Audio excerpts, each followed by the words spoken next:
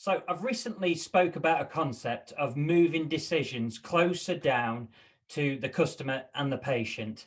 And I've had lots of feedback on this concept. So I thought it'd be worth me sharing with you now some top tips. So 3 top tips about how to effectively move decisions closer to the customer and to the patient. Now, firstly, this is tip number 1. These are in order.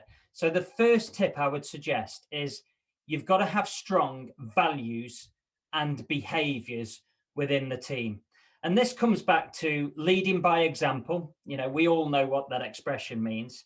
And there's a statement here that I learned in the healthcare sector, which I think sums it up beautifully. And that is, the behavior that you walk past is the behavior that you choose to accept.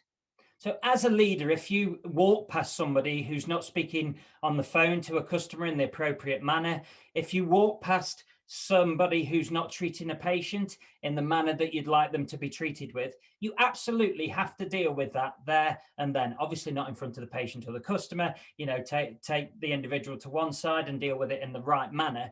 But if you walk past that behavior and do nothing about it and say nothing about it, you've chosen to accept that behavior. And before you know it, that will become the norm.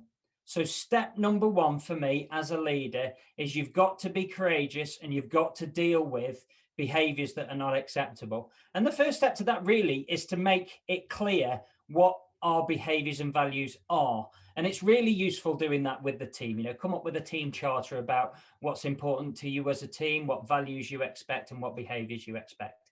So that's tip number 1. Tip number 2, once you've got this in place, is create a supportive learning environment. Now, I'm going to repeat myself, and you will notice that I often repeat myself because for me, these are the 2 most important things that you can do as a leader. Introduce one-to-ones, so have at least a monthly one-to-one with your team, and introduce team huddles. Now, I'm going to focus on team huddles here.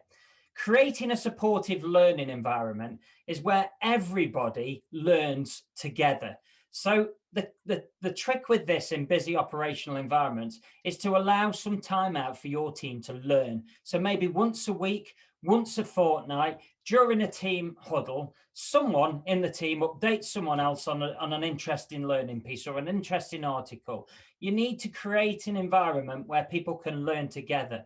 And what this will do, it'll build trust in the team. And you're saying as a leader, do you know what, guys, I'm happy for you to have some time to reflect and learn as a team. And it'll build that bond and build that trust. So strong values and behaviors, lead by example, number 1. Number 2, a supportive learning environment. And number 3 is allowing mistakes. So one of the things I often find is, leaders end up being promoted into a position because they're very good at their job that they do. And this is a natural next step. That doesn't necessarily mean that they're going to be great leaders. And often the difficulty, because they're operational experts, is it's difficult to let go of that operation and focus on leading people and putting time into people. And as a result, some micromanagement might creep in and people feel like they can't make decisions and they're not empowered to make big decisions. So I say allowing controlled mistakes. The best way of learning is to make a mistake. Chances are you won't make that mistake again. So don't be afraid to allow some controlled mistakes and encourage a learning environment if a mistake does happen. Encourage people to reflect on it. Don't dive straight for the disciplinary procedure, I guess is what I'm trying to say. So 3 tips: strong values and behaviors, supportive learning environment, and allow controlled mistakes.